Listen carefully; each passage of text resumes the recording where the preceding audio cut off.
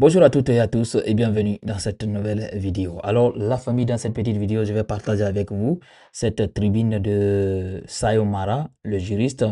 Nous allons parler d'un phénomène qui prend de plus en plus de place dans la société guinéenne, la vulgarité sur les réseaux sociaux, l'insolence assumée, des insultes publiques, l'exposition de la vie privée et la destruction morale du débat public. Les réseaux sociaux devaient être des espaces d'échange, de dialogue, d'information et même d'éducation. Mais en Guinée, comme ailleurs, ils deviennent parfois des scènes de règlement de comptes, de provocation, d'humiliation et de déballage familial. Des hommes insultent des femmes sans penser à leur propre mère. Des femmes insultent des hommes sans penser à leur père. Des jeunes humilient des anciens. Des adultes, parfois même des personnes âgées, se livrent à des spectacles qui choquent la morale collective. La vraie question est donc simple.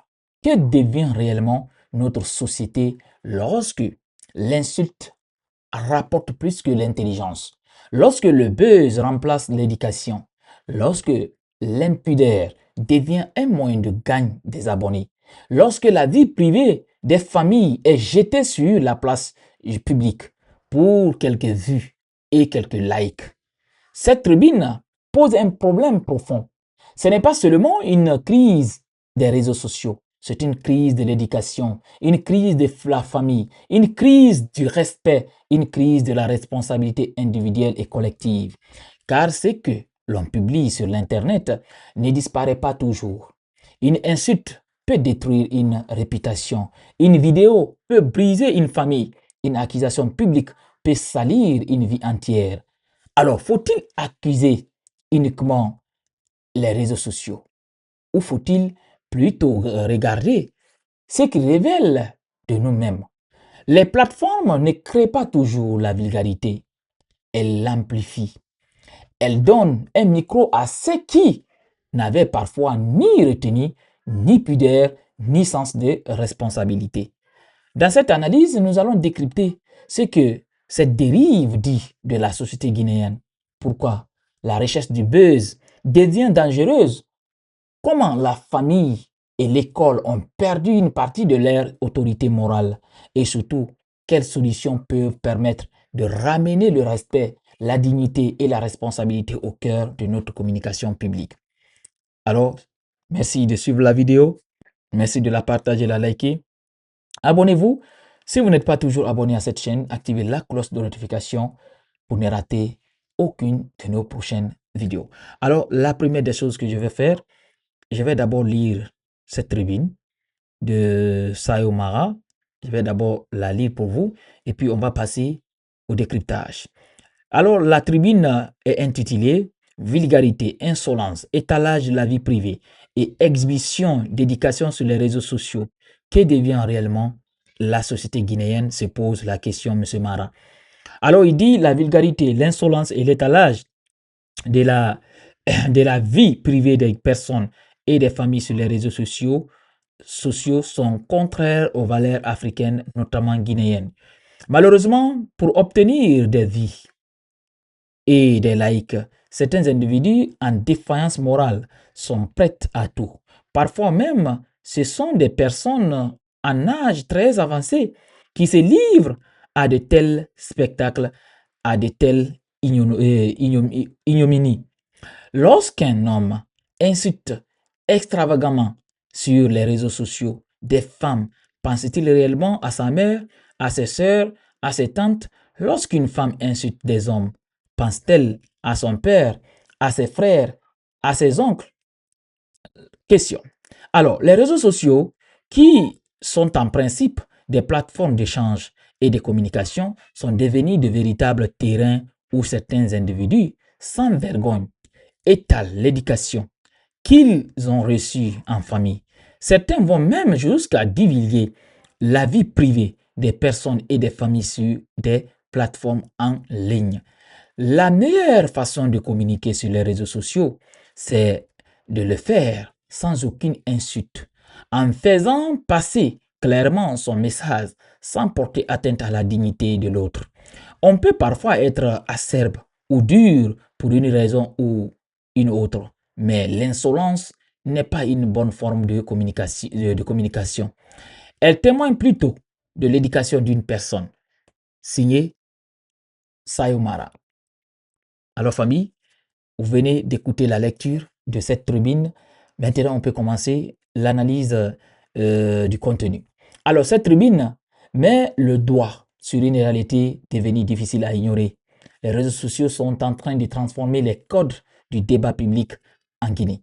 Là où l'on attendait des échanges d'idées, on voit de plus en plus des insultes.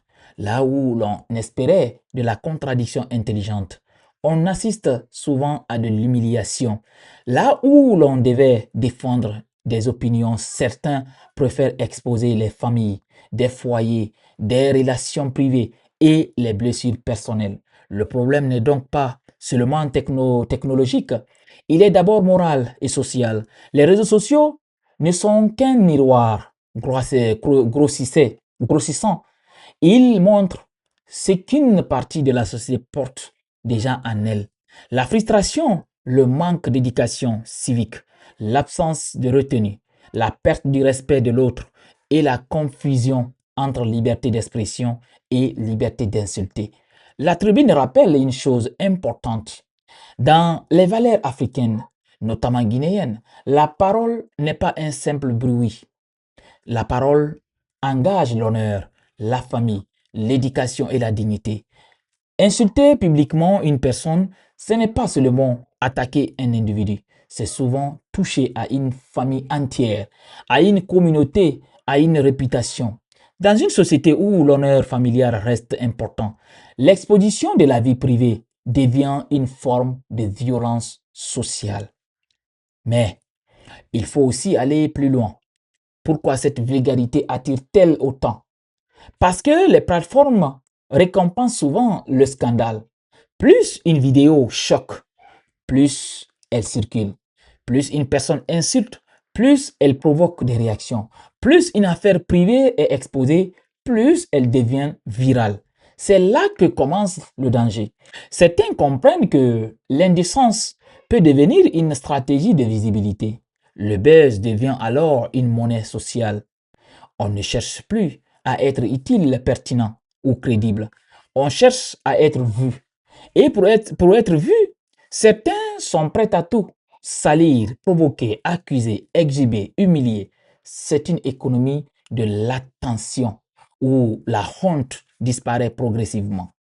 La tribune soulève aussi la question de l'âge. Lorsque des jeunes tombent dans la vulgarité, on parle souvent de maturité.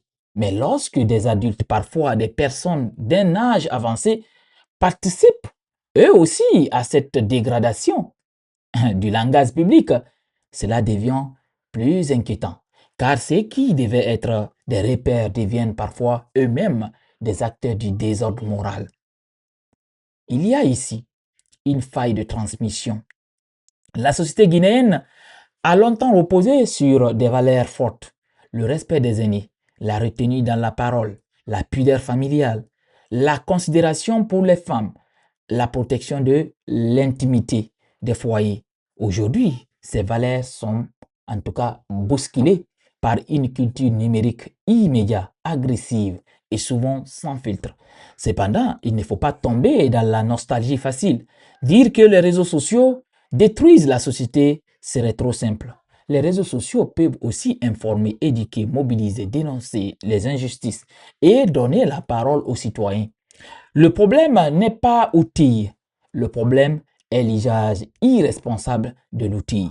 Une société moderne ne peut pas interdire aux citoyens de parler, mais elle peut apprendre aux citoyens à parler avec responsabilité. Critiquer n'est pas insulter, dénoncer n'est pas diffamer.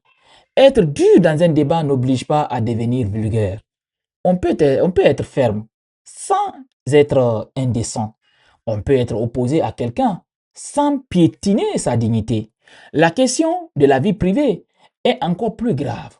Divulguer des histoires familiales, des conversations privées, des images intimes ou des conflits personnels sur les réseaux sociaux peuvent avoir des conséquences dramatiques. Dépression, isolement, vengeance, rupture familiale, perte d'emploi, stigmatisation sociale. Le numérique donne une illusion de légèreté, mais ces dégâts peuvent être durables. Cette tribune doit donc être lue comme un appel à la responsabilité collective.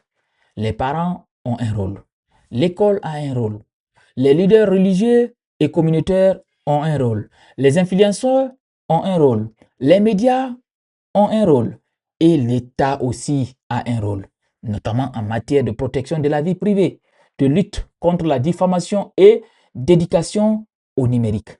Mais attention, la réponse doit être, en tout cas, doit pas devenir uniquement répressive. Une société ne se redresse pas seulement par des sanctions, elle se redresse aussi par l'éducation, l'exemple, la pédagogie et la responsabilisation. Il faut apprendre aux jeunes que publier, c'est laisser une trace, que partager une humiliation, c'est participer à cette humiliation, que commenter avec haine, c'est nourrir la violence collective. Au fond, cette tribune pose une question essentielle. Quel type de société voulons-nous construire? Une société à celui qui crie le plus fort devient célèbre, ou une société où celui qui pense, respecte et construit est valorisé?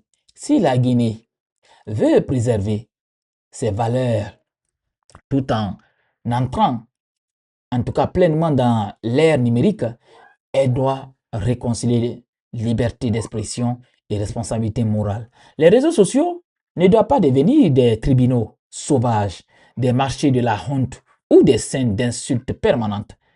Ils doivent redevenir des espaces d'échange, d'information, de créativité et de débat citoyen. Le vrai danger n'est pas seulement que des individus insultent sur Facebook ou TikTok. Le danger, c'est que la société commence à s'habituer à cette violence verbale. Quand l'insulte devient morale, la dignité devient secondaire. Quand la vie privée devient un spectacle, la famille perd sa protection. Quand le buzz devient plus important que l'éducation, c'est toute la société qui recule. La Guinée n'a pas seulement besoin de routes, d'élections ou d'institutions fortes. Elle a besoin d'une hygiène morale, du débat public, car une nation où les citoyens ne savent plus se parler finit par devenir une nation où les citoyens ne savent plus vivre ensemble. Alors famille, comme vous avez compris, c'est en tout cas une tribune très très importante. On a vu ces derniers temps ce qui se passe sur les réseaux sociaux.